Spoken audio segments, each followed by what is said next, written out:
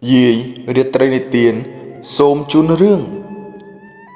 ប្តីប្រពន្ធកំសត់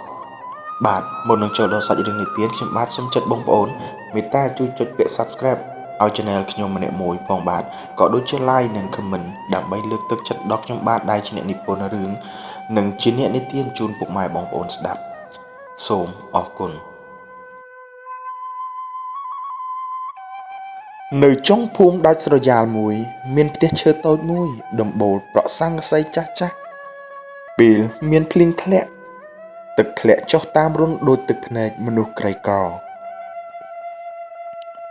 ក្នុងផ្ទះនោះមានប្តីប្រពន្ធវ័យក្មេងពីរនាក់ប្តីឈ្មោះសុខារីកឯប្រពន្ធឈ្មោះនាងមីលាពួកគេមិនមានអ្វីសម្បូរបែបទេក្រៅពីបេះដូងទាំងពីរដែលពោរពេញទៅដោយក្តីស្រឡាញ់គ្នាជាងជីវិតសុខាជាកម្មកររុញរទេះនៅផ្សារជារៀងរាល់ព្រឹកគាត់ភ្ញាក់មុនថ្ងៃរះដើម្បីទៅរកលុយមកទិញអង្ករមួយថ្ងៃគាត់រកបានលុយតែបន្តិចបន្តួចសម្រាប់ទិញអង្ករមួយថង់តូចចំណែកឯម៉ាលីនៅផ្ទះដេកខោអាវឲ្យអ្នកភូមិម្រាមដៃនាងពោពេញទៅដោយស្នាមចាក់មកជុលតែគ្មានថ្ងៃណាដែលនាងត្អូញត្អែនោះឡើយពេលល្ងាចពួកគេអង្គុយហូបបាយលើកន្ទេលចាស់មានតែបាយសនិងទឹកត្រីបន្តិចបន្តួចប៉ុណ្ណោះប៉ុន្តែពេលសុខាមើលទៅមីលាញញឹមបាយសនោះប្រែជាអាហារដ៏ឆ្ងាញ់បំផុតក្នុងលោកមីលានិយាយស្រាលស្រាលប្តីអើយថ្ងៃណាមួយយើងនឹងមានផ្ទះល្អមានកូនសើចលេងមិនលំបាកដូចថ្ងៃនេះទេសុខានៅស្ងៀមគាត់បងរួញដៃនាងហើយនិយាយដោយសំឡេងធ្ងន់ធ្ងរបើទោះបីជាពិភពលោកទាំងមូលបោះបង់ពួកយើងក៏ដោយប្តីសុំឲ្យតែមានប្រពន្ធមួយមិនចោលទៅបានហើយភ្នែកមីលាសើមនាងមិនដឹងថាពាក្យសន្យាដ៏ស្រស់ស្អាតបំផុតជាធម្មតាគឺជាពាក្យដែលជីវិតចូលចិត្តបំបែកក្តីសុខបំផុតថ្ងៃមួយសុខាត្រឡប់មកផ្ទះយឺតមុខស្លេកដៃញ័រមីលាសួរទាំងបារម្ភថាប្តីតើបងមានរឿងអ្វីកើតឡើងសុខាអង្គុយចុះសម្លឹងមើលដំបូលផ្ទះហើយនិយាយស្រាលស្រាលដូចមនុស្សបែកបេះដូងខ្ញុំត្រូវគេបណ្តេញចេញពីការងារហើយពេលនេះមីលាមិនយំទេនាងញញឹមដែលឈឺចាប់ជាងការយំហើយនិយាយលួងប្តីថាមិនអីទេបងយើងនៅមានគ្នាតែខាងក្រៅផ្ទះភ្លៀងធ្លាក់ខ្លាំងដូចជាមេឃកំពុងយំជំនួសនាងបន្ទាប់ពីថ្ងៃនោះផ្ទះឈើតូចនៅចុងភូមិហាក់បីដូចជាស្ងាត់ជាងមុនព្រឹកមួយសុខាភ្ញាក់ឡើងដោយសំឡេងក្រពះខ្លួនឯងគាត់បានមើលទៅឆ្នាំងបាយមិនមានបាយមើលទៅថង់អង្ករមានតែអង្ករបន្តិចបន្តួចតែប៉ុណ្ណោះស្ទើរតែគ្មានសល់ចំណែកឯនាងម៉ាលីកំពុងអង្គុយដេកខោអាវឲ្យអ្នកភូមិទាំងកែវភ្នែករបស់នាងមានពណ៌ក្រហមមិនដឹងថាព្រោះអត់បានដេកឬព្រោះកំពុងយំក្នុងភាពស្ងប់ស្ងាត់កាលពីយប់មិញសុខានិយាយស្រាលទៅកាន់ប្រពន្ធថាប្រពន្ធអើយប្តីចេញទៅរកការងារថ្មីម្ដងទៀតហើយចូលអូននៅមើលផ្ទះណាម៉ាលីងក់ក្បាលយឺតនាងមិនស៊ូទេថាមានសង្ឃឹមឬអត់ព្រោះនាងបានដឹងចម្លើយរួចទៅហើយថ្ងៃនោះសុខាបានដើរពេញភូមិដើម្បីសុំរកការងារគេធ្វើប៉ុន្តែសុំគ្រប់កន្លែងការងារហើយតែគេមើលគាត់ដូចមនុស្សគ្មានតម្លៃគ្មានការងារមិនទទួលទេទៅកន្លែងផ្សេងទៅពាក្យទាំងនេះហាក់បីដូចជាដុំថ្មមួយធ្លាក់ពីលើបេះដូងរបស់គាត់ធ្វើឲ្យគាត់មានអារម្មណ៍ថាឈឺចាប់ពេលល្ងាចសុខាបានត្រឡប់មកផ្ទះវិញទាំងដៃទទេម៉ាលីបានយកបាយមកដាក់ មានតែបាយសមួយចានជាមួយអំបិលលាយជាមួយទឹកភ្នែកសុខាបានមើលបាយហើយស្រក់ទឹកភ្នែកនិងបាននិយាយទៅប្រាប់ប្រពន្ធថាប្រពន្ធអូនហូបទៅប្តីមិនឃ្លានទេថ្ងៃនេះម៉ាលីនៅស្ងៀមនាងស្ដាប់ពាក្យនេះហើយនាងនិយាយថាល្អណាស់នាងញញឹមហើយនិយាយដូចគ្នាចម្លែកណាស់ប្តីថ្ងៃនេះប្រពន្ធក៏មិនឃ្លានដែរបាយមួយចាននៅតែពេញគ្មានអ្នកណាហ៊ានហូបនោះទេក្នុងយប់នោះម៉ាលីរងចាំដល់សុខាដេកលក់នាងយកក្រណាត់ចាស់មួយលួចយំស្ងាត់ដើម្បីកុំឲ្យសុខាឮនាងគិតក្នុងចិត្តថាអោប្តីរបស់ខ្ញុំខំដល់ថ្នាក់នេះហើយខ្ញុំមិនអាចធ្វើអ្វីសម្រាប់គាត់បានទេឬថ្ងៃបន្ទាប់ម៉ាលីយកចិញ្ចៀនអាពាហ៍ពិពាហ៍ដែលសុខាខំសន្សំលុយទិញឲ្យនាងដាក់ចូលក្នុងកាបូបនាងសម្លឹងមើលវាយ៉ាងយូរទាំងទឹកភ្នែកធ្លាក់លើចិញ្ចៀនដូចជាការលះបង់បេះដូងរបស់ខ្លួនឯងម៉ាលីបានដើរទៅហាងបញ្ចាំបេះដូងរបស់នាងកំពុងញ័រចំណែកដៃកំពុងកាន់ចិញ្ចៀនទាំងញ័រពេលត្រឡប់មកនាងមានលុយតិចតួចតែគ្មានចិញ្ចៀនទេនៅក្នុងដៃនាពេលល្ងាចនាងធ្វើម្ហូបតិចតួចសុខាបានបរិភោគដោយទឹកមុខងឿងឆ្ងល់ជាងមុនហើយនិយាយថាប្រពន្ធថ្ងៃនេះម្ហូបឆ្ងាញ់ណាស់ម៉ាលីលីប្តីនិយាយបែបនេះហើយក៏ញញឹមដែលលាក់ការឈឺចាប់ដ៏ធំមួយហើយនិយាយថាឆ្ងាញ់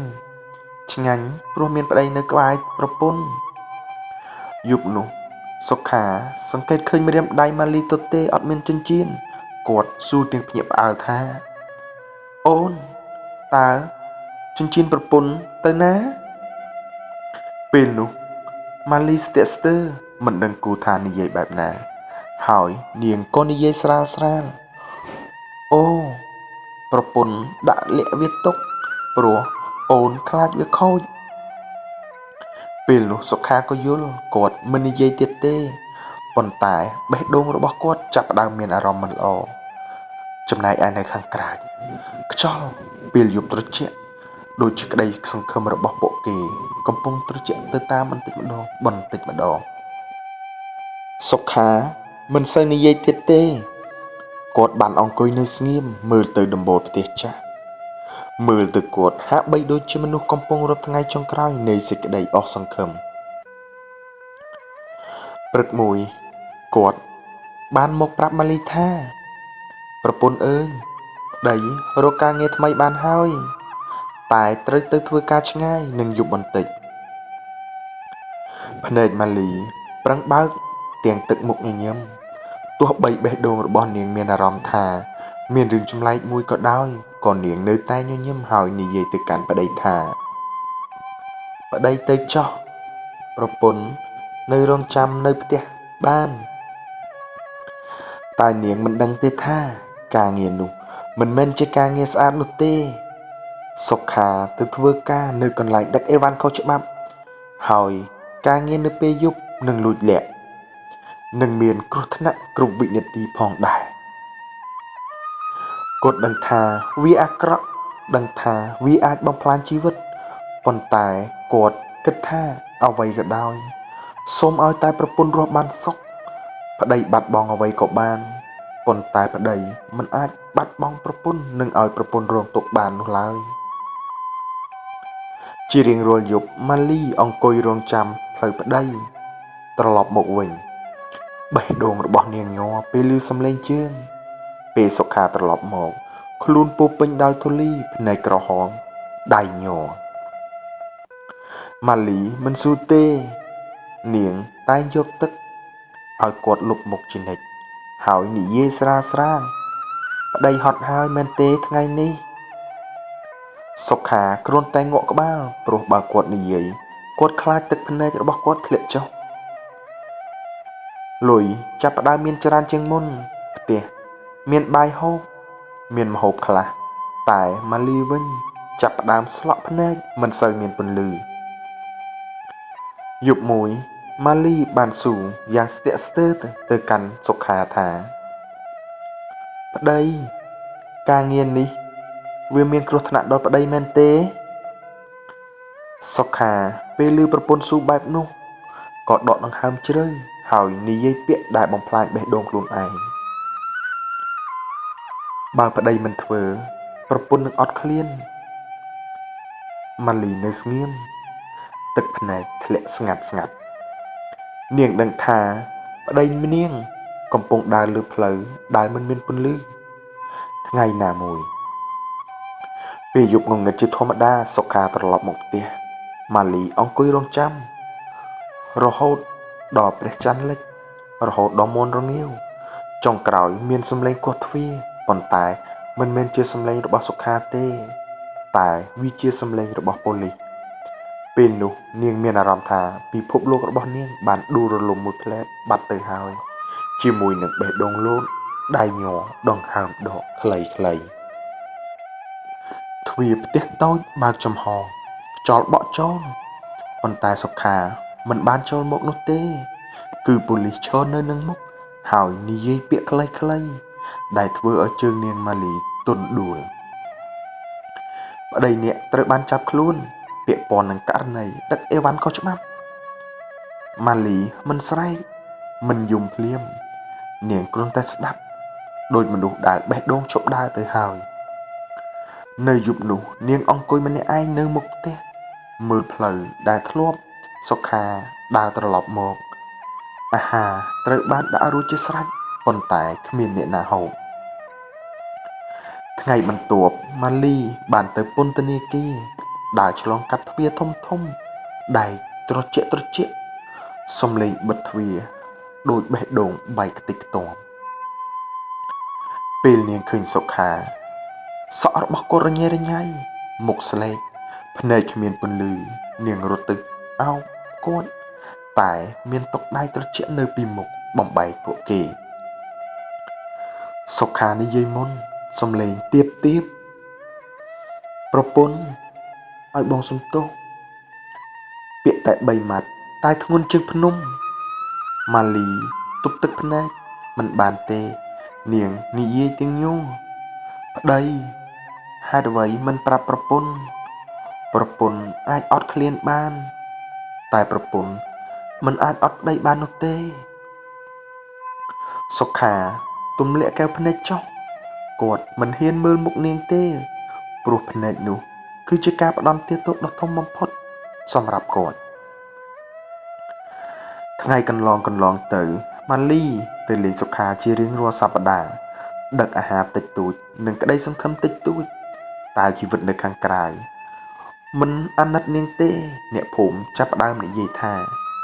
ប្រពន្ធអានអ្នកទោសអាគ្រូសាខូចនាងដើរកាត់ពាក្យទាំងនេះដូចជាដើរកាត់កំបិតដើម្បីរកលុយម៉ាលីធ្វើការកាន់តែធ្ងន់នាងដេកសំលៀកបំពាក់នៅពេលយប់និងស៊ីឈ្នួលឲ្យគេនៅពេលថ្ងៃរាងកាយរបស់ម៉ាលីកាន់តែស្គមដូចទៀនកំពុងរលាយយប់មួយនាងឈឺខ្លាំងឈឺរហូតឈប់ដេកហើយគិតអ្វីមួយថាបើសុខាដឹងគាត់នឹងឈឺចិត្តជាងនេះដូច្នេះហើយនាងនៅស្ងៀមជាមួយនឹងទឹកភ្នែករបស់នាងរដូវភ្លៀងក៏បានមកម្ដងទៀតដំបូលផ្ទះឈើតូចនៅតែជ្រាបទឹកដូចមុនតែពេលនេះគ្មានសុខាអង្គុយជួសជុលវាជាមួយម៉ាលីទៀតទេម៉ាលីកាន់តែស្គមមុខស្លេកដើរដូចមនុស្សដែលខ្យល់អាចផ្លុំឲ្យដួលបានគ្រប់ពេលនាងនៅតែទៅពន្ធនាគារទោះបីខ្លួនឯងឈឺក៏ដោយព្រោះការមិនទៅឈឺចិត្តជាងឈឺខ្លួនថ្ងៃមួយនាងបានទៅដល់អ្នកយាមបានប្រាប់នាងស្រាលថាអ្នកទោសឈ្មោះសុខាឈឺខ្លាំងត្រូវបានផ្ទេរទៅមន្ទីរពេទ្យពន្ធនាគារហើយពាក្យនេះធ្វើឲ្យនាងញ័រជើងញ័រដៃបេះដូងត្រូវបានគេចាប់រឹតពេលនាងឃើញសុខាដេកស្ងៀមស្លេករដូវភ្លៀងក៏បានមកដល់ម្ដងទៀតដំបូលផ្ទះឈើតូចនៅតែជ្រាបទឹកដូចមុនតែពេលនេះគ្មានសុខាអង្គុយជួសជុលវាជាមួយម៉ាលីទៀតឡើយម៉ាលី កាន់តែស្គមមុខស្លេកដើរដូចជាមនុស្សដែលខ្យល់អាចផ្លុំឲ្យដួលរលំបានគ្រប់ពេលនាងនៅតែទៅពន្ធនាគារទោះបីខ្លួនឯងឈឺក៏ដោយព្រោះការមិនទៅធ្វើឲ្យឈឺចិត្តជាងឈឺខ្លួនថ្ងៃមួយពេលនាងទៅដល់អ្នកយាមបានប្រាប់នាងថាអ្នកទោសសុខាឈឺខ្លាំងត្រូវបានផ្ទេរទៅមន្ទីរពេទ្យពន្ធនាគារហើយពាក្យនោះធ្វើឲ្យជើងដៃម៉ាលីញ័របេះដូងដូចជាត្រូវគេចាប់រឹតពេលនាងឃើញមុខសុខាដេកស្ងៀមមុខស្លេកជាងមុនដូចមនុស្សកំពុងខ្ចីដង្ហើមពីព្រះសុខាបើកភ្នែកបន្តិចញញឹមខ្សោយហើយនិយាយស្រាលប្រពន្ធប្តីសំទោសប្តីមិនអាចការពារប្រពន្ធបានទេម៉ាលីកាន់ដៃគាត់ដៃដែលធ្លាប់តែរឹងមាំឥឡូវប្រែទៅជាត្រជាក់ហើយស្គមប្តីកុំនិយាយអីប្រពន្ធនៅទីនេះទឹកភ្នែកនាងធ្លាក់លើដៃគាត់ដូចជាទឹកភ្លៀងដែលធ្លាក់លើដីប្រេះស្រាំមុនចាក់ចេញសុខានិយាយចុងក្រោយបើថ្ងៃណាប្តីមិនត្រឡប់មកវិញសូមឲ្យប្រពន្ធរស់បន្តកុំរងចាំប្តីអីម៉ាលីញញឹមទាំងយំនាងមិនឆ្លើយព្រោះនាងដឹងខ្លួនឯងមិនអាចធ្វើបានមួយសប្តាហ៍បន្ទាប់ម៉ាលីទៅពន្ធនាគារម្ដងទៀតតែពេលនេះគ្មានការជួបមានតែសម្បត្តិមួយនិងពាក្យមួយឃ្លាដែលបំផ្លាញពិភពលោកនាងជាស្រេចអ្នកទោសសុខាត្រូវបានបញ្ជូនទៅសង្គ្រោះបន្ទាន់ហើយគាត់មានអាការៈឈឺធ្ងន់មិនដឹងថាអាចសង្គ្រោះបានឬទេឬក៏អាចស្លាប់ក៏ថាបានម៉ាលីមិនស្រែកយំមិនដួលនាងគ្រាន់តែឈរដូចមនុស្សដែលបេះដូងត្រូវបានគេពុះជាពីរយប់នោះមានភ្លៀងធ្លាក់ខ្លាំងម៉ាលីអង្គុយមុខពន្ធនាគារកាន់សំបុត្ររបស់សុខាក្នុងសំបុត្រមានតែពាក្យខ្លីប្តីស្រឡាញ់ប្រពន្ធជាងគេលើសជីវិតទៅទៀតថ្ងៃនោះម៉ាលីឈរទាំងទឹកភ្នែកស្ងួតបេះដូងទទេឈរនៅមុខទ្វារពន្ធនាគារពាក្យដែលនាងបានឮដូចកំបិតចាក់ចូលក្នុងខួរក្បាលអ្នកទោសសុខាស្ថិតនៅសង្គ្រោះបន្ទាន់តែជិតបាត់បង់ជីវិតម៉ាលីដួលចុះប៉ុន្តែមិនមែនដួលដោយសារអស់សង្ឃឹមជាលើកដំបូងនាងដួលដោយការភ័យខ្លាចថានឹងបាត់ប្តីមែនទែននាងរត់ទៅមន្ទីរពេទ្យពន្ធនាគារដោយមិនដឹងថាខ្លួនឯងកំពុងឈឺប៉ុណ្ណានោះទេពេលនាងឃើញសុខាគាត់ដេកនៅស្ងៀមដកដង្ហើមខ្សោយប៉ុន្តែនៅរស់ម៉ាលីស្រែកយំដូចជាមនុស្សដែលត្រូវបានដកចេញពីគែមមរណៈប្តីប្រពន្ធនៅទីនេះប្តីកុំទៅណាសុខាបើកភ្នែកយឺតពេលឮសំឡេងដែលគាត់ស្រឡាញ់ជាងគេភ្នែកគាត់សើមហើយញញឹមខ្សោយប្តីគិតថាប្តីមិនបានឃើញប្រពន្ធទៀតហើយម៉ាលីកាន់ដៃគាត់ខ្លាំងដៃដែលធ្លាប់តែត្រជាក់ចាប់ផ្ដើមក្តៅបន្តិចម្ដងពីថ្ងៃនោះទៅម៉ាលីមិនត្រឹមតែរងចាំទេនាងតស៊ូសុំជំនួយស្វែងរកមេធាវីធ្វើការដល់យប់ជ្រៅលក់អ្វីដែលអាចលក់បានដើម្បីរកលុយពន្ធព្យាបាលនិងបន្ធូរទោសខណៈដែលសុខាក៏បានទូស្បើយនៅក្នុងគុកក៏ចាប់ផ្ដើមតស៊ូគាត់ធ្វើការក្នុងពន្ធនាគារស្ដាប់ការណែនាំនិងទទួលស្គាល់កំហុសហើយសរសេរសម្បត្តិទៅប្រពន្ធជារៀងរាល់សប្ដាហ៍ក្នុងសម្បត្តិមួយសុខាសរសេរថាប្តីនៅរស់ព្រោះប្រពន្ធមិនចោលប្តីមិនយូរប៉ុន្មាន3ឆ្នាំកន្លងផុតទៅថ្ងៃមួយទ្វារពន្ធនាគារបានបើកចំហយឺតមនុស្សម្នាក់បានដើរចេញមករាងកាយស្គមតែភ្នែកមានពន្លឺម៉ាលីឈររងចាំដូចថ្ងៃដំបូងដែលនាងបានស្រឡាញ់គាត់ពេលភ្នែកទាំងពីរជួបគ្នាពួកគេគ្មានពាក្យណាត្រូវនិយាយទៀតទេ ពួកគេរត់រកគ្នាមិនមែនរត់ដោយសុភមង្គលទេតែរត់ដោយការរស់រានក្រោយការបាត់បង់ផ្ទះចាស់នៅចុងភូមិនៅតែតូចនៅតែក្រីក្រតែពេលនេះមានមនុស្សពីរនាក់ដែលដឹងថាបើរស់នឹងរស់ជាមួយគ្នាជាមួយនឹងការតស៊ូដ៏មានន័យ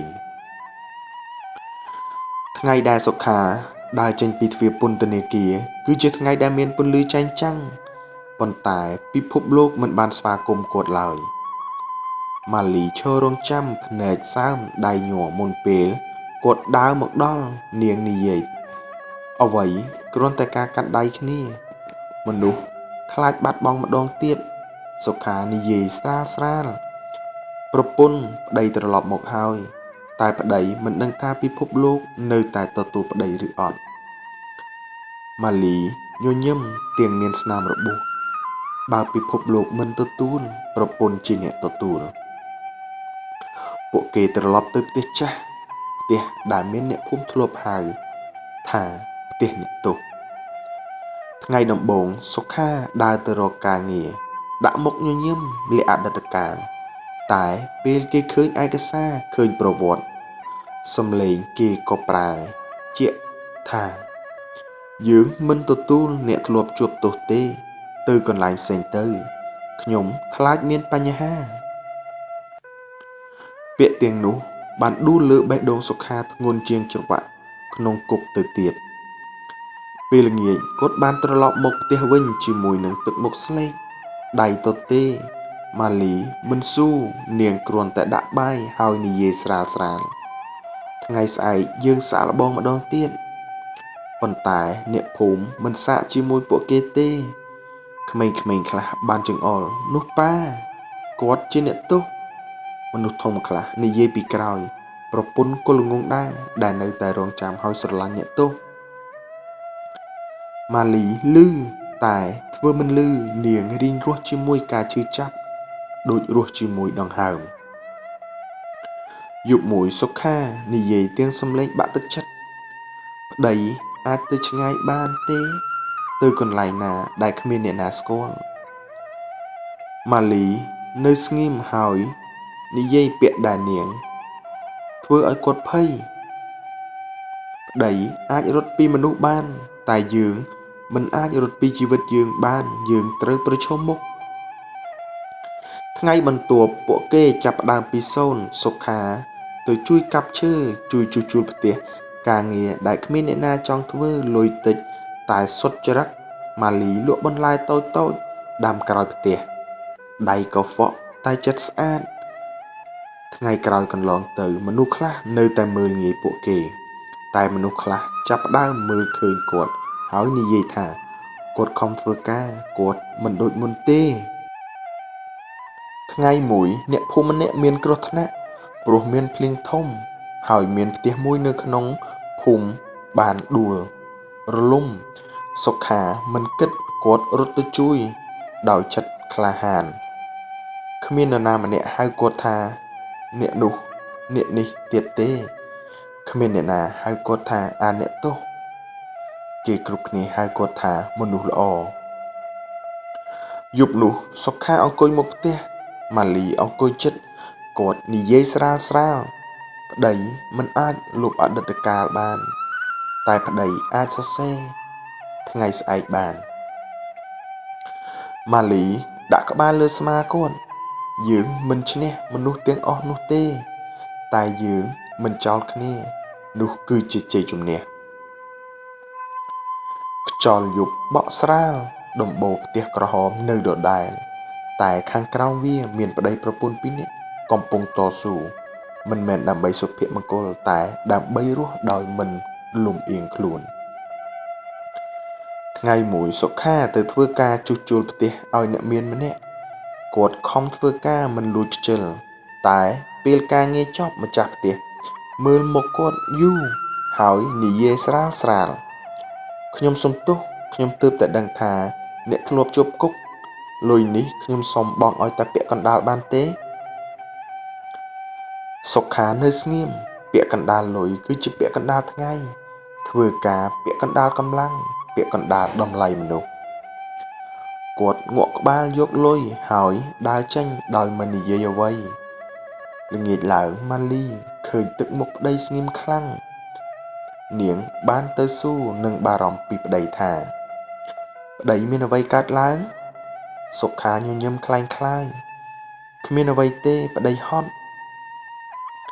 តែយប់នោះគាត់មិនដេកអង្គុយមើលដំបូល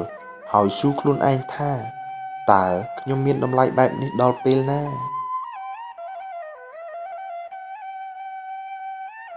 ថ្ងៃមួយម៉ាលីបានយកបន្លែទៅលក់នៅផ្សារ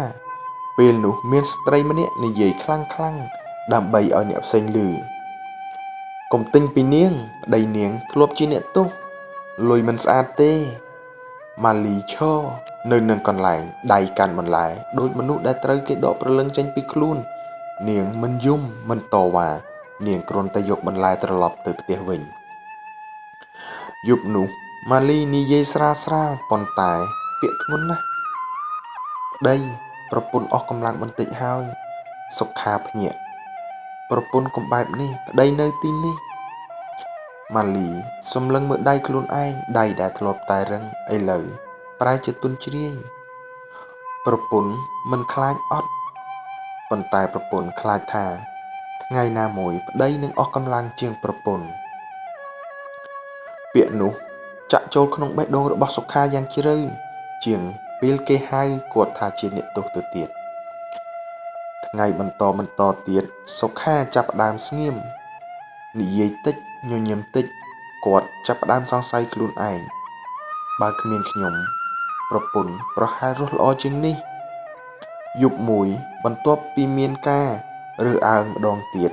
សុខានិយាយពាក្យដែលម៉ាលីខ្លាចជាងគេប្តីប្រហែលជាបន្ទុកម៉ាលីឮហើយបេះដូងដួលផ្លែតនាងឈរនៅនឹងមុខភ្នែកសឹមសម្លឹងមើលលើដំបូល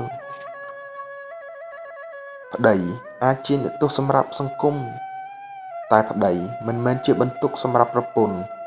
ប្តីជាហេតុផលដែលប្រពន្ធរស់មកដល់សពថ្ងៃនេះសុខាបានយំប៉ុន្តែមិនយំខ្លាំង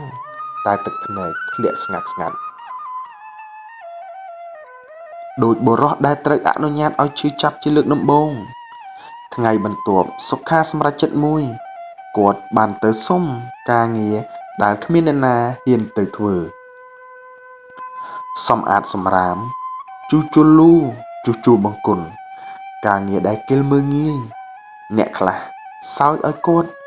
មើលទៅសមនឹងអ្នកទោសធ្វើណាស់សុខាឮតែគាត់ធ្វើមិនឮព្រោះថ្ងៃនេះគាត់មិនធ្វើដើម្បីគេគាត់ធ្វើដើម្បីរស់ដោយមិនអៀនខ្លួនឯងយប់នោះម៉ាលីលាងដៃគាត់ដៃពោពេញទៅដោយក្លិនកខ្វក់នាងនិយាយស្រាលដៃនេះមិនកខ្វក់ទេវាជាដៃតស៊ូសុខាមើលភ្នែកក្រហមប្តីនៅតែខ្លាចម៉ាលីឆ្លើយភ្លាមប្រពន្ធក៏ខ្លាចតែយើងខ្លាចជាមួយគ្នាល្អជាងខ្លាចម្នាក់ឯងដោយការខំប្រឹងប្រែងមិនដែលឃើញលទ្ធផលចុងក្រោយសុខាធ្វើការក៏ខ្វក់រាល់ថ្ងៃព្រឹកមិនទាន់ភ្លឺក៏ចាប់ផ្ដើមធ្វើការល្ងាចមកវិញយឺតដៃជួមខ្នងឈឺតែប្រាក់នៅតែតិចម៉ាលីក៏ហត់ដូចគ្នានាងលក់បន្លែផងដេរផងដាំបាយផងអ្វីដែលអាចធ្វើបានពួកគេធ្វើទាំងអស់តែការរើសអើងនៅតែតាមមកដល់ផ្ទះយប់មួយពេលអ្នកទាំងពីរអង្គុយស្ងៀមមិនមានបាយឆ្ងាញ់មិនមានពាក្យផ្អែមមានតែភាពស្ងប់ស្ងាត់សុខានិយាយស្រាលសំឡេងដែលម៉ាលីមិនធ្លាប់ឮប្រពន្ធប្តីខំតែប្តីមិនឃើញថាយើងកំពុងទៅមុខម៉ាលីស្ងៀមនាងកាន់ចានដៃញ័របន្តិចប្រពន្ធក៏មិនឃើញដែរតែប្រពន្ធដឹងថាបើយើងឈប់យើងនឹងបាក់បែកសុខាសម្លឹងមើលមុខនាងភ្នែកពោពេញទៅដោយការសង្ស័យរៀងខ្លួន បើថ្ងៃណាមួយប្រពន្ធស្អប់ប្តីសូមប្រាប់ប្តីត្រង់ពាក្យនោះធ្វើឲ្យម៉ាលីដកដង្ហើមមិនរួចនាងដាក់ចានបាយចុះហើយឡើងឈរភ្នែកសើមប្រពន្ធមិនស្អប់ប្តីតែប្រពន្ធស្អប់ជីវិតដែលធ្វើឲ្យប្តីគិតថាខ្លួនឯងគ្មានតម្លៃសុខាមិនឆ្លើយគាត់ចេញទៅក្រៅផ្ទះអង្គុយម្នាក់ឯងក្រោមដំបូលពេលយប់ម៉ាលីនៅក្នុងអង្គុយទាំងទឹកភ្នែកពេលនោះជាលើកដំបូងដែលពួកគេឈឺដោយគ្មានអ្នកណាខុសថ្ងៃបន្ទាប់សុខាមិនទៅធ្វើការគាត់និយាយថាឈឺតែម៉ាលីដឹងថាវាជាការឈឺចាប់ថ្ងៃនោះពួកគេនិយាយរកគ្នាតិចញញឹមដាក់គ្នាតិចដូចមនុស្សដែលខ្លាចខុសពាក្យសម្ដីល្ងាចឡើងក៏មានភ្លៀងធ្លាក់ដូចថ្ងៃមុនមានទឹកជ្រាបចូលផ្ទះម៉ាលីបានយកក្រណាត់មកបិទនៅនឹងមុខសុខាពេលនោះសុខាក៏បានមកជួយដៃទាំងពីរក៏បានប៉ះគ្នាពេលនោះម៉ាលីនិយាយស្រាលប៉ុន្តែច្បាស់លាស់សុខាប្រពន្ធមិនត្រូវការជីវិតល្អប្រពន្ធត្រូវការប្តីដែលមិនបោះបង់ខ្លួនឯងពេលនោះសុខាដកដង្ហើមវែងភ្នែកពណ៌ក្រហមបើប្តីខ្លាចថាប្តីនឹងធ្វើឲ្យប្រពន្ធឈឺរហូតម៉ាលីកាន់ដៃគាត់មើលភ្នែកគាត់ត្រង់ប្តីធ្វើឲ្យប្រពន្ធឈឺតែប្តីក៏ជាអ្នកដែលធ្វើឲ្យប្រពន្ធរស់ពេលនោះមិនមានឱកាសអោបមិនមានឱកាសសន្យាធំមានតែអង្គុយជិតគ្នាក្នុងផ្ទះដែលទឹកជ្រាបនិងជីវិតដែលមិនស្រួលដែលពួកគេមិនដើរចេញពីគ្នាថ្ងៃមួយមានបុរសម្នាក់មករកសុខាគេជាម្ចាស់ក្រុមហ៊ុនមើលទៅស្អាតនិយាយល្អតែកែវភ្នែកមានអ្វីមិនស្រួលហើយគេបាននិយាយខ្ញុំដឹងអតីតកាលអ្នកតែខ្ញុំមិនសួរខ្ញុំត្រូវការមនុស្សធ្វើការធ្ងន់ឆ្ងាយហត់នឿយតែបានប្រាក់ច្រើនសុខានៅស្ងៀមបេះដូងគាត់ញ័រប្រាក់ច្រើនមានន័យថាម៉ាលីអាចឈប់ហត់បន្តិចផ្ទះអាចជួសជុលជីវិតអាចដកដង្ហើមតែការងារនោះត្រូវចាក់ចេញពីភូមិច្រើនខែមិនបានត្រឡប់មកផ្ទះវិញទេគ្មានទូរស័ព្ទគ្មានដំណឹងយប់នោះសុខាប្រាប់ម៉ាលីនៅស្ងៀមរហូតដល់សុខាខ្លាចចុងក្រោយនាងនិយាយស្រាលប្តីអាចទៅប្រពន្ធនឹងរស់តែរឿងដែលប្រពន្ធខ្លាចគឺប្តីនឹងបាត់ចិត្តពីប្រពន្ធពាក្យនោះមិនរារាំងតែមិនអនុញ្ញាតឲ្យសុខាទៅដោយស្ងប់សុខានិយាយប្តីមិនចង់ចាក់ចេញតែប្តីក៏មិនចង់ឃើញប្រពន្ធហត់នឿយបន្តទៀតពួកគេអង្គុយយប់នោះគ្មានទឹកភ្នែកគ្មានការឈ្លោះ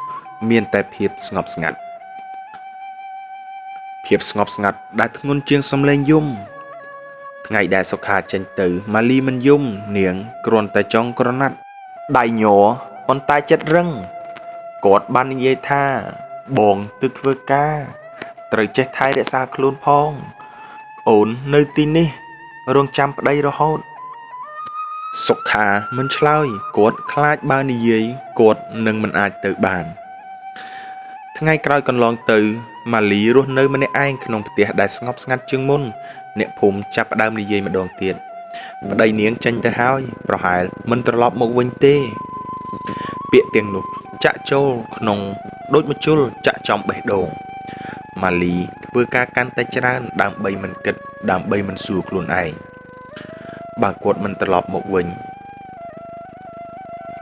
ខែទី1មានលុយផ្ញើមកប៉ុន្តែគ្មានសម្បត្តិ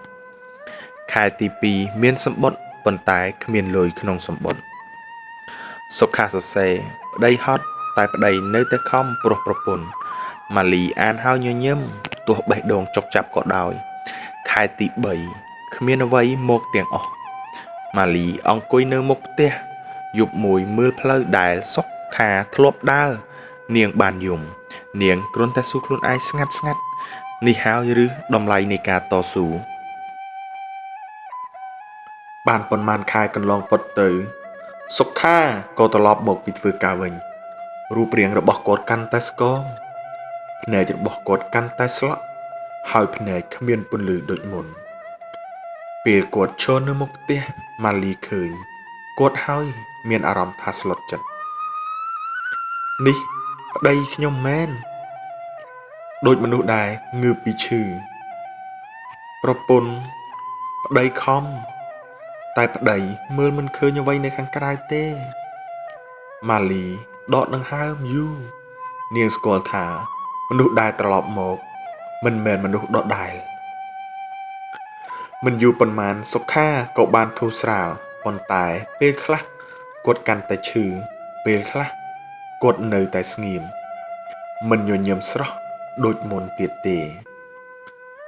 សុខាជាអ្នកដែលតស៊ូក្នុងខ្លួនពួកគេចាប់ផ្ដើមពិភាក្សាគ្នាសុខាប្តីខំតែប្តីមិនដឹងថាប្រពន្ធនៅតែរងចាំម៉ាលីប្រពន្ធអាចរងចាំតែប្រពន្ធមិនអាចឈប់តស៊ូបានទេការរស់នៅកាន់តែលំបាកម៉ាលីបើកហាងតូចបាន1ឆ្នាំលក់អ្វីដែលអាចលក់បានដើម្បីបង្ក្រាបអតីតកាលខ្លះទោះបីលុយតិចក៏ពួកគេមិនបោះបង់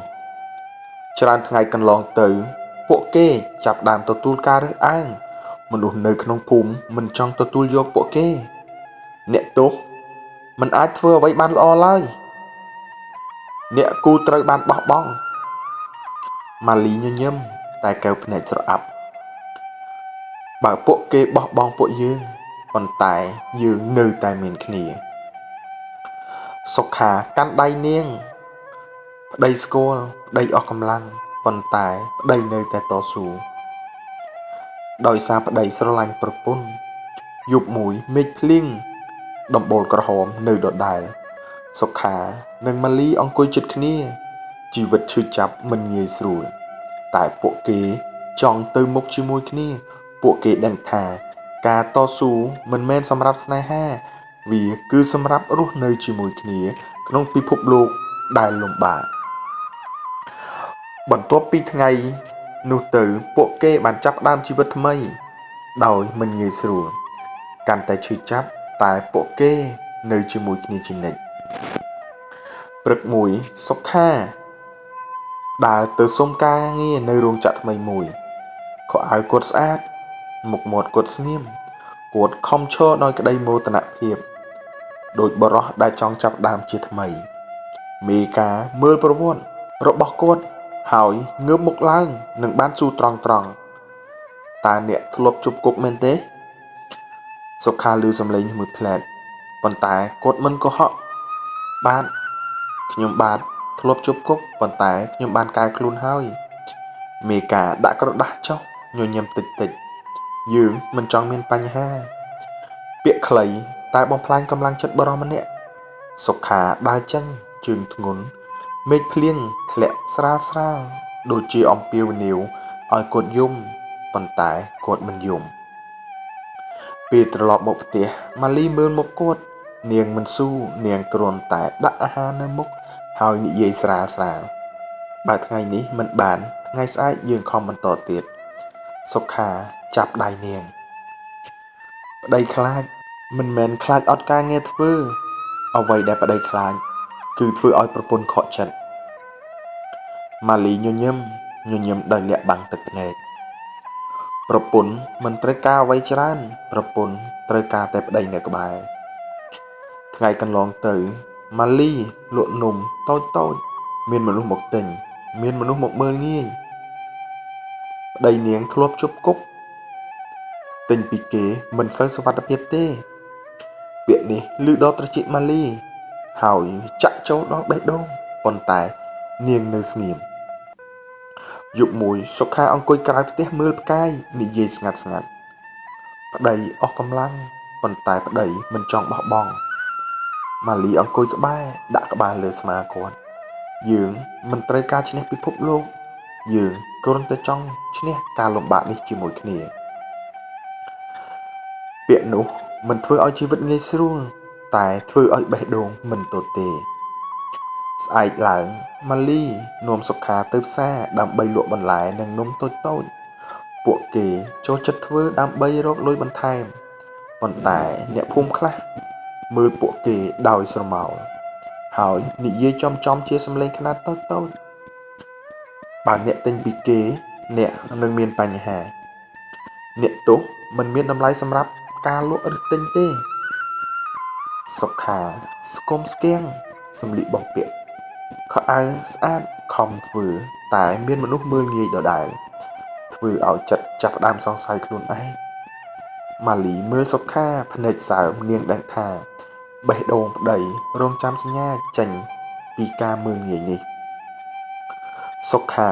ខំហើយមនុស្សនៅតែមើលងាយតែប្រពន្ធនៅតែក្បែរសុខាញ័រដៃកាន់ម៉ាលីប្តីអស់កម្លាំងតែប្តីនៅតែខំសម្រាប់ប្រពន្ធម៉ាលីញញឹម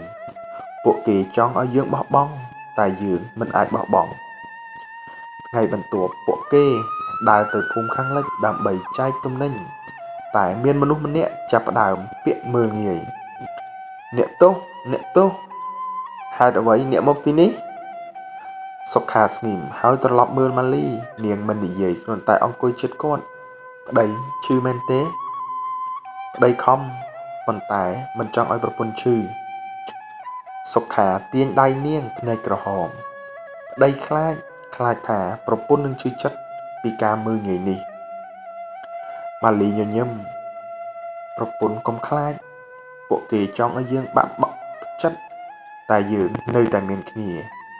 យប់មួយភ្លៀងធ្លាក់ពួកគេអង្គុយនៅមុខផ្ទះ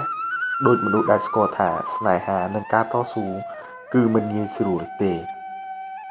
ពួកគេដឹងថាពាក្យមើលងាយពីអ្នកជិតខាងធ្វើឲ្យចិត្តឈឺចាប់តែពួកគេមិនបោះបង់ពួកគេចាប់ដៃគ្នាហើយនៅតែតស៊ូដើម្បីរស់ជាមួយគ្នានិងផ្ដល់កម្លាំងចិត្តឲ្យគ្នាយប់នោះភ្លៀងមិនបានធ្លាក់ត្រឹមតែលើដំបូលក្រហមប៉ុណ្ណោះទេវាបានធ្លាក់ចូលក្នុងបេះដូងរបស់ពួកគេផងដែរសំឡេងភ្លៀងធ្លាក់បុកលើស័ង្កសីដោយសំឡេងពាក្យមើលងាយដែលអ្នកជិតខាងធ្លាប់បោះមកលើរូបពួកគេក្រីក្រតែចង់រស់ដូចមនុស្សនាងអង្គុយស្ងៀមភ្នែកមើលទៅដីដៃរឹងដូចមនុស្សដែលអស់កម្លាំងមិនមែនអស់កម្លាំងរាងកាយទេតែជាកម្លាំងចិត្តគាត់អង្គុយក្បែរប្តីមិនមានពាក្យលួងលោមល្អគ្រាន់តែចាប់ដៃនាងថ្នមដូចប្រាប់ថាបើពិភពលោកមិនយល់ពីយើងនៅតែយល់ពីគ្នាថ្ងៃបន្ទាប់សង្គមមិនអនុញ្ញាតឲ្យពួកគេសម្រាកឡើយការងារដែលទទួលបានប្រាក់តិចការមើលងាយពីមនុស្សដែលមានលុយការប្រៀបធៀបការសើចចំអកធ្វើឲ្យនាងឈឺប៉ុន្តែមិនមែនឈឺធ្ងន់ដល់ស្លាប់តែឈឺដល់ចង់បោះបង់ឈឺដល់សួរខ្លួនឯងថាតើជីវិតមួយនេះតស៊ូមានតម្លៃទៀតទេសុខាក៏ឈឺដូចគ្នាឈឺពេលឃើញនាងយំឈឺពេលមិនអាចផ្ដល់អ្វីល្អឈឺពេលខ្លួនឯងត្រូវបានគេហៅថាមនុស្សគ្មានអនាគតមានយប់មួយពួកគេឆ្លោះគ្នាមិនមែនព្រោះមិនស្រឡាញ់តែព្រោះពិភពលោកសង្កត់ពួកគេខ្លាំងពេកនាងស្រែកគាត់ស្ងៀមទឹកភ្នែកធ្លាក់មិនដឹងថាអ្នកណាខុសមុនតែចុងក្រោយពួកគេមិនដើរចេញពីគ្នាមិនបែកបាក់មិនបោះបង់ស្នេហាចោលពួកគេអង្គុយក្រោមដំបូលផ្ទះក្រហមនោះវិញដំបូលចាស់តែជាសាក្សីនៃការតស៊ូគាត់និយាយស្ទើរតែមិនឮសំឡេងយើងអាចក្រីក្រតែយើងមិនអាចបោះបង់ក្តីសង្ឃឹមបានទេម៉ាលីយំប៉ុន្តែនាងកំពុងញញឹមជាលើកដំបូងក្រោយយប់ដល់វែងសង្គមនៅតែសង្កត់ជីវិតនៅតែលំបាកប៉ុន្តែគ្មានអ្នកស្លាប់មានតែស្នេហាដែលរឹងមាំជាងមុនពេលកន្លងមកពីយប់ភ្លៀងធ្លាក់ពួកគេទាំងពីរនាក់បានកាន់ដៃគ្នាហើយដឹងថាពួកគេមិនត្រឹមតែរស់នៅសម្រាប់ខ្លួនឯងទេពួកគេបានគិតល្អិតល្អន់សម្រាប់កូននៅពេលក្រោយពួកគេទទួលបានកូនម្នាក់ក្មេងតូចមានភ្នែកធំពោពេញទៅដោយចិត្តនៃក្តីសង្ឃឹមតែពួកគេស្រឡាញ់យ៉ាងណាក៏នៅតែស្ដាយក្រោយព្រោះពិភពលោកនៅតែគៀបសង្កត់មើលងាយគេការងារទាបមនុស្សមើលងាយ កម្លាំងខ្លួនឯងក៏មានកំណត់ពួកគេអង្គុយក្រោមផ្ទះដំបូលក្រហមកូនតូចលេងលើកដៃដូចចង់មានអ្វីមួយដែលផ្ដល់កម្លាំងចិត្តឲ្យឪពុកម្ដាយរបស់គេបន្តក្តីស្នេហានិងការកំសត់នោះឲ្យកាន់តែរឹងមាំពេលនោះម៉ាលីយំពេលកូនញញឹមគាត់ក៏ស្ទាក់ស្ទើរដោយចង់ផ្ដល់អ្វីល្អប៉ុន្តែស្ថានភាពមិនអាចឆ្លងកាត់ការល្អបានសម្រាប់គ្រួសារពួកគេចាប់ដៃគ្នាទោះបីសង្គមស្អប់ខ្ពើមពួកគេក៏ដោយគ្រួសារតូចនេះនៅតែចង់តស៊ូបន្តមិនបោះបង់ពួកគេចង់បង្ក្រាបការលំបាកដោយខ្លួនឯងដើម្បីធានាថាកូនមានទីលំនៅស្រស់ស្អាតសម្រាប់រស់នៅកុំឲ្យកំសត់ដូចជាពួកគេពេលពួកគេចង់ទិញអាហារតែគ្មានលុយគ្រប់គ្រាន់ពេលពួកគេត្រូវមើលមនុស្សដទៃជោគជ័យពួកគេដឹងថាគ្មានអ្នកណាអាចជួយប៉ុន្តែផ្ទះក្រោមដំបូលក្រហមមានកម្លាំងមួយស្ទើរតែមើលមិនឃើញវាកំសត់ប៉ុន្តែស្នេហាស្មោះត្រង់ដែលនៅតែឈរជាមហិច្ឆតាពួកគេបានយល់ថាជីវិតកាន់តែលំបាកក្រោយពេលមានកូនប៉ុន្តែការរឹងមាំនិងស្នេហាអាចបណ្ដុះកម្លាំងចិត្តក្មេងតូចដើម្បីអាចរីកចម្រើនក្នុងពិភពលោកដែលមិនងាយស្រួលសម្រាប់មនុស្សល្អពេលថ្ងៃរះឡើងភ្លៀងបានស្ងួតដំបូលក្រហមនៅតែចាស់តែពន្លឺថ្ងៃរះបានចូលតាមបង្អួចពួកគេបានចាប់ដៃគ្នាមើលកូនតូចលេងលើកដៃហើយគិតថាពួកគេអាចផ្លាស់ប្ដូរចាប់ពីស្នេហាកំសត់ទៅជាស្នេហាដែលមានអនាគតនាងចាប់ផ្ដើមស្វែងរកការងារល្អគាត់ក៏រៀនវិធីរកចំណូលពួកគេមិនទាន់មានលុយច្រើនតែមានការគាំទ្រគ្នានិងចិត្តមិនបោះបង់គ្នាក្នុងគ្រាកំសត់មិនធ្វើឲ្យពួកគេចាញ់ខ្លួនឯងឡើយឈឺចិត្តពេលខ្លួនឯងមិនអាចធ្វើអ្វីបានឥឡូវបានคล้ายទៅជាកម្លាំងកូនរបស់ពួកគេមើលម្ដាយឪពុកធ្វើការក៏ស្ទាក់ស្ទើរមានចិត្តចង់រឹងមាំចេះថាស្នេហានិងការតស៊ូអាចបំលែងជាអ្វីល្អសម្រាប់ជីវិតយប់មួយពួកគេនៅក្រោមដំបូលផ្ទះមិនមែនសម្រាប់ស្នេហាកាន់តែឈឺចិត្តតែសម្រាប់ស្នេហាកាន់តែរឹងមាំដែលអាចធ្វើឲ្យកូនមានអនាគតពួកគេចាប់ដៃគ្នាមើលក្មេងតូចញញឹមហើយយល់ថាជីវិតមិនទាន់ល្អទេប៉ុន្តែអាចប្រសើរជាងមុនកំសត់នៅតែមានប៉ុន្តែពន្លឺនិងកម្លាំងចិត្តបានផ្ដល់ឲ្យពួកគេក្រោកឈរឡើងតស៊ូដើម្បីកាន់តែល្អប្រសើរថ្ងៃថ្មីមកដល់ពន្លឺថ្ងៃបង្រួមតាមដំបូលក្រហមចាស់ផ្ទះតូចទាំងមូលពោពេញដោយស្នេហានិងការកំសត់ពីមុនតែពេលនេះមានកម្លាំងថ្មីរត់ចូលក្នុងបេះដូងពួកគេនាងបានចាប់ផ្ដើមបើកហាងតូចលក់អាហារបែបសាមញ្ញគាត់បានរៀនបច្ចេកទេសថ្មីដើម្បីជួយដល់គ្រួសារពួកគេចាប់ផ្ដើមរកលទ្ធផលពីការខិតខំខ្លួនឯងកូនតូចចេះដើរនិងចេះលេងសំឡេងញញឹមរបស់វាដូចជាកម្លាំងចិត្តដ៏ធំធេងធ្វើឲ្យពួកគេចង់បន្តពួកគេចាប់ផ្ដើមកើនឡើងពីចំណុចដែលមុននោះគិតថាមិនអាចទៅរួចពួកគេបានដឹងថាស្នេហានិងការតស៊ូអាចបង្កើតជាអនាគតដែលល្អប្រសើរជាងមុនព្រមទាំងការរីកចម្រើនមិនមែនសម្រាប់ខ្លួនឯងប៉ុន្តែសម្រាប់កូននិងក្រុមគ្រួសារទាំងមូលយប់មួយពួកគេនៅក្រោមដំបូលផ្ទះក្រហមមើលក្មេងតូចអង្គុយលើគ្រែហើយស្នាក់នៅជាមួយគ្នាចាប់ផ្ដើមរៀនពីជីវិតដែលមានក្តីសង្ឃឹមពួកគេយល់ថាក្នុងគ្រាកំសត់អាចនៅជាមួយគ្នាតែពន្លឺនៃភាពរីកចម្រើនអាចដឹកនាំឲ្យពួកគេទៅរកផ្លូវថ្មីផ្លូវដែលពួកគេចង់ធ្វើនិងអាចធ្វើបានពេលថ្ងៃមកដល់ភ្លៀងបានស្ងួតសំឡេងទឹកលើដីក៏បានស្ងប់ពួកគេមើលផ្ទះតូចដែលគេរស់នៅហើយចាប់ផ្ដើមគិតពីអនាគតតាមកម្លាំងចិត្តនិងការតស៊ូមិនបោះបង់ពួកគេបានចាប់ផ្ដើមសន្សំលុយរៀងរាល់ពេលរៀងរាល់ថ្ងៃរៀនចំណេះដឹងថ្មីរកប្រាក់បន្ថែមបង្កើតអាជីវកម្មតូចបន្តការរឹងមាំក្រោមសម្ពាធនៃជីវិត ឥឡូវពួកគេចាប់ផ្ដើមទទួលបានផលការតស៊ូនឹងស្នេហានាំឲ្យពួកគេមានភាពរីកចម្រើនពួកគេបានសង់ផ្ទះធំប៉ុន្តែដំបូលនៅតែមានពណ៌ក្រហមដូច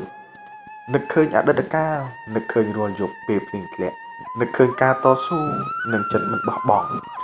ពួកគេចាប់ដៃគ្នាចូលទៅក្នុងផ្ទះថ្មីកូនរបស់គេក៏រីកចម្រើនញញឹមសប្បាយរីករាយក្មេងតូចដើរលេងលើសួនតូចមានផ្កានិងដើមឈើតូចៗសូម្បីតែការកំសត់ពីមុនក៏បានក្លាយទៅជាកម្លាំងពួកគេមើលផ្ទះក៏ដូចជាមើលផ្លូវជីវិតកន្លែងដែលពួកគេចាប់ផ្ដើមធ្វើអ្វីពីសូន្យកម្លាំងពីការតស៊ូស្នេហាដែលមិនបោះបង់បានបង្កើតផ្លូវចិត្តដ៏រឹងមាំសម្រាប់ពួកគេផ្ទះធំក្រោមដំបូលផ្ទះក្រហមមានអតីតកាលនិងសេចក្តីសុខនៅក្នុងចិត្តថ្ងៃមួយពួកគេកាន់កូននៅក្បែរហើយមើលកូនលេងលើដីពួកគេស្គាល់ថាជីវិតមិនមែនស្រួលទាំងស្រុងតែអាចคล้ายទៅជាសេចក្តីសុខពេញលេញដោយការតស៊ូដោយសារស្នេហាដោយសារមនុស្សមិនបោះបង់នាងញញឹមគាត់ស្រឡាញ់កូនក៏ញញឹមពួកគេទាំង3នាក់ស្គាល់ថាការកំសត់កន្លងមកបានបង្កើតអ្វីល្អបំផុតនៅក្រោមដំបូលផ្ទះពណ៌ក្រហមផ្ទះថ្មីពួកគេចាប់ដៃគ្នាកូនរីករាយហើយពួកគេអាចរស់នៅយ៉ាងមានសេចក្តីសុខនិងរឹងមាំចុងក្រោយនេះពួកគេចាប់ផ្ដើមស្គាល់ពន្លឺថ្ងៃរះស្គាល់សំឡេងក្មេងសើចដឹងថាជីវិតអាចស្អាតនិងស្រស់បំព្រងនៅទីបំផុតបន្ទាប់ពីការតស៊ូដ៏លំបាកការតស៊ូពីការមើលងាយពីអ្នកជិតខាងការតស៊ូពីសង្គមគៀបសង្កត់ការតស៊ូពីការប្រមាថមើលងាយការតស៊ូដែលចេញពីកម្លាំងចិត្តនិងភាពស្មោះត្រង់ធ្វើឲ្យពួកគេអាចរស់នៅបានយ៉ាងសុខស្រួលតរៀងទៅបាទជាចុងក្រោយសូមអរគុណដល់ពុកម៉ែបងប្អូនទាំងអស់ដែលបានស្ដាប់តាំងពីដើមរហូតដល់ចប់សូមអរគុណនិងសូមជូនពរឲ្យពុកម៉ែបងប្អូនទាំងអស់ជួបតែសេចក្តីសុខសេចក្តីចម្រើនរកទទួលទានមានបាននិងគេងលក់បានស្កប់ស្កល់សូមអរគុណសូមជម្រាបលា